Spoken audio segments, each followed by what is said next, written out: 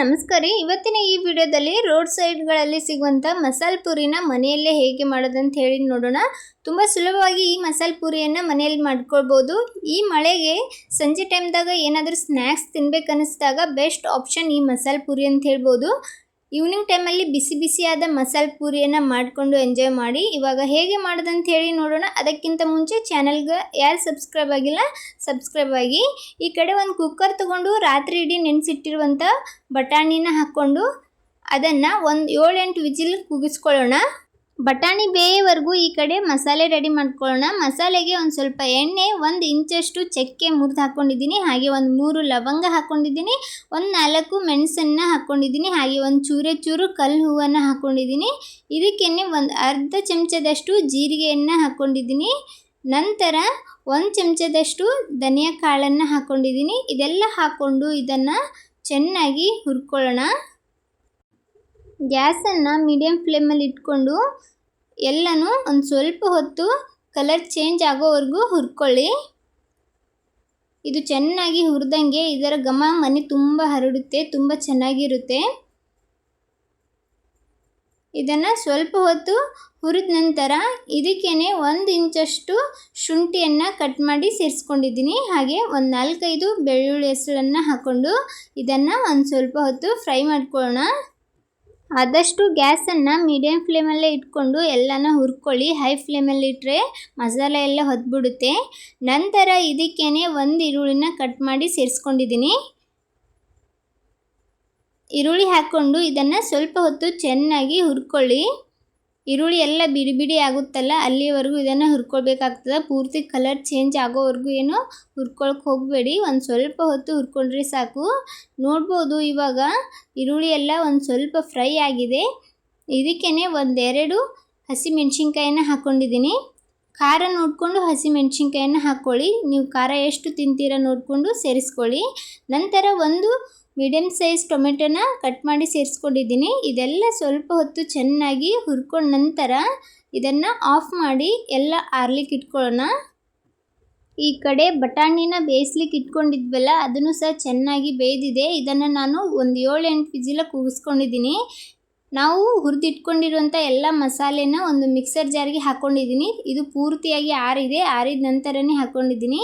ಇದಕ್ಕೇ ಒಂದು ಸ್ವಲ್ಪ ಬಟಾಣಿನ ಸೇರಿಸ್ಕೋತಾ ಇದ್ದೀನಿ. ಈ ಥರ ಬಟಾಣಿ ಹಾಕ್ಕೊಂಡು ಗ್ರೈಂಡ್ ಮಾಡೋದ್ರಿಂದ ಥಿಕ್ನೆಸ್ ಕೂಡ ತುಂಬ ಚೆನ್ನಾಗಿ ಬರುತ್ತೆ ಗ್ರೇವಿಗೆ. ಅದಕ್ಕೋಸ್ಕರ ಒಂದು ಸ್ವಲ್ಪ ಬಟಾಣಿಯನ್ನು ಸೇರಿಸ್ಕೊಂಡೇ ನೀವು ಈ ಪೇಸ್ಟನ್ನು ರೆಡಿ ಮಾಡ್ಕೊಳ್ಳಿ. ಹಾಗೆಯೇ ಇದಕ್ಕೆ ಒಂದು ಸ್ವಲ್ಪ ಪುದೀನ ಹಾಕ್ಕೊಂಡಿದ್ದೀನಿ. ಇದನ್ನು ನಾನಿಲ್ಲಿ ಹುರ್ಕೊಂಡಿಲ್ಲ, ಹಸಿಯಾಗಿಯೇ ಸೇರಿಸ್ತಾ ಇದ್ದೀನಿ. ಯಾಕಂದರೆ ಕಲರ್ ತುಂಬ ಚೆನ್ನಾಗಿ ಬರುತ್ತೆ ಹುರಿದೇನೆ ಹಾಗೆ ಮೇಲ್ಗಡೆ ಹಾಕೊಂಡ್ರೆ. ನಂತರ ಒಂದು ಸ್ವಲ್ಪ ಇದಕ್ಕೆ ಕೊತ್ತಂಬರಿನೂ ಸೇರಿಸ್ಕೊಂಡಿದ್ದೀನಿ. ಇವಾಗ ಇದನ್ನು ಒಂದು ಸ್ವಲ್ಪ ನೀರನ್ನು ಹಾಕ್ಕೊಂಡು ಚೆನ್ನಾಗಿ ಪೇಸ್ಟ್ ಮಾಡಿ ಇಟ್ಕೊಳ್ಳೋಣ. ನೋಡ್ಬೋದು ಒಂದು ಸ್ವಲ್ಪ ನೀರು ಹಾಕ್ಕೊಂಡು ಪೇಸ್ಟ್ ಮಾಡಿ ಇಟ್ಕೊಂಡಿದ್ದೀನಿ. ಇವಾಗ ಹುರ್ಕೊಂಡಿರುವಂಥ ಪಾತ್ರೆಗೇ ಒಂದು ಸ್ವಲ್ಪ ಎಣ್ಣೆ ಹಾಕ್ಕೊಂಡಿದ್ದೀನಿ, ಹಾಗೆ ಒಂದು ಅರ್ಧ ಚಮಚದಷ್ಟು ರೆಡ್ ಚಿಲ್ಲಿ ಪೌಡ್ರನ್ನ ಹಾಕ್ಕೊಂಡಿದ್ದೀನಿ. ಇದು ಆಪ್ಷನಲ್, ಕಲರ್ ಚೆನ್ನಾಗಿ ಬರುತ್ತೆ ಅಂತ ಹೇಳಿ ಒಂದು ಸ್ವಲ್ಪ ಹಾಕ್ಕೊಂಡೆ ಅಷ್ಟೇ. ರೆಡಿ ಮಾಡಿಟ್ಟಿರುವಂಥ ಪೇಸ್ಟನ್ನು ಅದಕ್ಕೆ ಸೇರಿಸ್ಕೊಂಡು ಬಟಾಣಿ ಕುದಿಸ್ಲಿಕ್ಕೆ ಹಾಕಿರುವ ನೀರನ್ನು ಮಿಕ್ಸರ್ ಜಾರಿಗೆ ಹಾಕ್ಕೊಂಡು ಅದನ್ನು ಸಹ ಇದಕ್ಕೆ ಹಾಕ್ಕೊಂಡಿದ್ದೀನಿ. ಬಟಾಣಿ ಕುದಿಸ್ಲಿಕ್ಕೆ ನೀರು ಹಾಕಿರ್ತೀರಲ್ಲ ಅದು ನೀರು ಇದ್ದರೆ ವೇಸ್ಟ್ ಮಾಡೋಕ್ಕೆ ಹೋಗಬೇಡಿ, ಅದನ್ನೇ ಇದಕ್ಕೆ ಸೇರಿಸ್ಕೊಳ್ಳಿ, ತುಂಬ ರುಚಿಯಾಗಿ ಬರುತ್ತೆ. ಇವಾಗ ಇದನ್ನು ಚೆನ್ನಾಗಿ ಮಿಕ್ಸ್ ಮಾಡಿಕೊಂಡು ಒಂದು ಕುದಿ ಬರೋವರೆಗೂ ಇದನ್ನು ಕುದಿಸ್ಕೊಳ್ಳೋಣ. ನೋಡ್ಬೋದು ಇಲ್ಲಿ ಕುದೀತಾ ಇದೆ. ನಾನಿಲ್ಲಿ ಒಂದು ಸ್ವಲ್ಪ ಹೊತ್ತು ಇದನ್ನು ಕುದಿಸ್ಕೊಂಡಿದ್ದೀನಿ. ಈ ಥರ ಕುದಿ ಬರೋವರೆಗೂ ಕುದಿಸ್ಕೊಂಡ ನಂತರ ಇದಕ್ಕೇ ಕುದಿಸಿಟ್ಟಿರುವಂಥ ಬಟಾಣಿ ಅದ್ರ ಜೊತೆ ಒಂದು ಆಲೂಗಡ್ಡೆಯನ್ನು ಚೆನ್ನಾಗಿ ಸ್ಮ್ಯಾಶ್ ಮಾಡಿ ಸೇರಿಸ್ತಾ ಇದ್ದೀನಿ. ನಾನಿಲ್ಲಿ ಬಟಾಣಿನ ಪೂರ್ತಿಯಾಗಿ ಸ್ಮ್ಯಾಶ್ ಮಾಡೋಕ್ಕೆ ಹೋಗಿಲ್ಲ, ಒಂದು ಸ್ವಲ್ಪ ಮಾಡ್ಕೊಂಡಿದ್ದೀನಿ. ಆಲೂಗಡ್ಡೆಯನ್ನು ಪೂರ್ತಿಯಾಗಿ ಸ್ಮ್ಯಾಶ್ ಮಾಡಿ ಸೇರಿಸ್ಕೊಂಡಿದ್ದೀನಿ. ಈ ಥರ ಮಾಡೋದ್ರಿಂದ ತುಂಬ ಚೆನ್ನಾಗಿರುತ್ತೆ. ಒಂದು ಸ್ವಲ್ಪ ಕಾಳು ಬಟಾಣಿ ಇದ್ದರೆ ತಿನ್ನುವಾಗ ತುಂಬ ಚೆನ್ನಾಗಿರುತ್ತೆ. ಅದಕ್ಕೋಸ್ಕರ ಇವಾಗ ಇದನ್ನು ಚೆನ್ನಾಗಿ ಮಿಕ್ಸ್ ಮಾಡಿಕೊಂಡು ಸ್ವಲ್ಪ ಹೊತ್ತು ಚೆನ್ನಾಗಿ ಕುದಿಸ್ಕೊಳ್ಳಿ. ಒಂದು 5 ನಿಮಿಷ ಇದನ್ನು ಮೀಡಿಯಮ್ ಫ್ಲೇಮಲ್ಲಿ ಇಟ್ಕೊಂಡು ಚೆನ್ನಾಗಿ ಕುದಿಸ್ಕೋಬೇಕಾಗ್ತದೆ. ನಾನಿಲ್ಲಿ ಇದಕ್ಕೆ ಇನ್ನೂ ಉಪ್ಪು ಏನೂ ಸೇರಿಸಿಲ್ಲ. ಇದನ್ನು ಚೆನ್ನಾಗಿ ಕುದಿಸ್ಕೊಂಡ ನಂತರನೇ ಉಪ್ಪನ್ನು ಹಾಕ್ಕೊಳ್ಳಿ. ಇವಾಗ ಇದನ್ನು ಕುದಿಸ್ಕೊಂಡಿದ್ದೀನಿ. ಲಾಸ್ಟಲ್ಲಿ ನಾನು ರುಚಿಗೆ ತಕ್ಕಷ್ಟು ಉಪ್ಪನ್ನು ಸೇರಿಸ್ತಾ ಇದ್ದೀನಿ. ಆದಷ್ಟು ಈ ಚಾಟ್ ರೆಸಿಪಿಗೆಲ್ಲ ಉಪ್ಪು ಸ್ವಲ್ಪ ಕಡಿಮೆ ಇದ್ದರೆ ಚೆನ್ನಾಗಿರುತ್ತೆ. ಹಾಗೆಯೇ ಒಂದು ಅರ್ಧ ಚಮಚದಷ್ಟು ಚಾಟ್ ಮಸಾಲನ ಈ ಥರ ಮೇಲ್ಗಡೆಯಿಂದ ಹಾಕ್ಕೊಂಡಿದ್ದೀನಿ. ಇವಾಗ ಇದನ್ನು ಚೆನ್ನಾಗಿ ಮಿಕ್ಸ್ ಮಾಡಿ ಹೈ ಫ್ಲೇಮಲ್ಲಿ ಒಂದು ಕುದಿ ಬರೋವರೆಗೂ ಕುದಿಸ್ಕೊಂಡ್ರೆ ಸಾಕು. ರೆಡಿ ಆಗುತ್ತೆ ಮಸಾಲೆ ಪೂರಿ. ನೋಡ್ಬೋದು ನಾನಿಲ್ಲಿ ಒಂದು ಕುದಿನ ಕುದಿಸ್ಕೊಂಡಿದ್ದೀನಿ. ಇವಾಗ ಇದು ರೆಡಿ ಆಗಿದೆ. ಈ ಕಡೆ ಒಂದು ಪ್ಲೇಟ್ಗೆ ಒಂದು 4-5 ಪೂರಿನ ಒಡೆದು ಹಾಕ್ತಾಯಿದ್ದೀನಿ. ಈ ಥರ ಚೂರು ಮಾಡಿ ಹಾಕ್ತಾಯಿದ್ದೀನಿ. ಈ ಪೂರಿನ ಮನೆಯಲ್ಲೇ ಮಾಡಿರೋದು. ನಾನು ಲಾಸ್ಟ್ ವಿಡಿಯೋದಲ್ಲಿ ಹಾಕಿದ್ದೀನಿ, ಒಮ್ಮೆ ನೋಡ್ಕೊಂಡು ಬನ್ನಿ. ಪೂರಿನ ಈ ಥರ ಚೂರು ಮಾಡಿ ಹಾಕ್ಕೊಂಡು ಮೇಲ್ಗಡೆ ನಾವು ರೆಡಿ ಮಾಡಿಟ್ಟಿರುವಂಥ ಬಟಾಣಿ ಮಸಾಲನ್ನ ಹಾಕ್ತಾಯಿದ್ದೀನಿ. ನೋಡ್ಬೋದು ತುಂಬ ಚೆನ್ನಾಗಿ ಬಂದಿದೆ. ಗ್ರೇವಿ ಕೂಡ ತುಂಬ ರುಚಿಯಾಗಿರುತ್ತೆ ಈ ಥರ ಮಾಡೋದ್ರಿಂದ.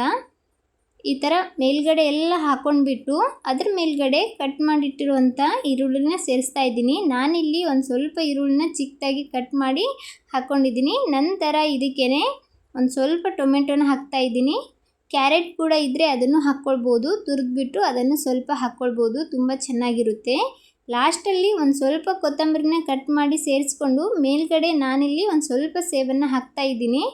ನೈಲಾನ್ ಸೇವ್ ಬರುತ್ತಲ್ಲ ಅದನ್ನು ಹಾಕ್ಕೊಂಡಿದ್ದೀನಿ. ನೋಡ್ಬೋದು ಎಷ್ಟು ಚೆನ್ನಾಗಿ ಬಂದಿದೆ. ನೋಡ್ತಿದ್ರೇ ಬಾಯಲ್ಲಿ ನೀರು ಕಡಿತಾ ಇದೆ. ಈ ಥರ ಮಳೆಗಾಲದಲ್ಲಿ ಮಳೆ ಬರುತ್ತಿರುವಾಗ ಈವ್ನಿಂಗ್ ಟೈಮಲ್ಲಿ ಬಿಸಿಯಾಗಿ ಏನಾದರೂ ತಿನ್ಬೇಕನ್ನಿಸ್ದಾಗ ಈ ಥರ ಮಸಾಲೆ ಪೂರಿನ ಮಾಡ್ಕೊಳ್ಳಿ, ತುಂಬ ಚೆನ್ನಾಗಿರುತ್ತೆ. ಮನೇಲಿ ಒಮ್ಮೆ ಮಾಡಿಕೊಟ್ಟು ನೋಡಿ, ಎಲ್ಲರೂ ಇಷ್ಟಪಡ್ತಾರೆ. ನೀವು ಸಹ ಟ್ರೈ ಮಾಡಿ ಹೇಗಾಗಿತ್ತು ಅಂತ ಹೇಳಿ ಕಮೆಂಟ್ ಮಾಡೋದು ಮಾತ್ರ ಮರಿಬೇಡಿ. ಈ ರೆಸಿಪಿ ನಿಮಗೆ ಇಷ್ಟ ಆಗ್ಯದ ಅಂದ್ಕೊಂಡಿದ್ದೀನಿ. ಇಷ್ಟ ಆದರೆ ತಡ ಮಾಡಬೇಡಿ, ಒಂದು ಲೈಕ್ ಕೊಡಿ. ಇದೇ ಥರದ ಇನ್ನಷ್ಟು ರೆಸಿಪಿಗೋಸ್ಕರ ರಮ್ಯಾ ಮನೆ ಅಡುಗೆ ಚಾನಲನ್ನು ಸಬ್ಸ್ಕ್ರೈಬ್ ಮಾಡ್ಕೊಳ್ಳಿ. ನನ್ನ ವಿಡಿಯೋನ ಯಾರೆಲ್ಲ ನೋಡ್ತಾ ಇದ್ದೀರಾ ಎಲ್ಲರಿಗೂ ಧನ್ಯವಾದಗಳು.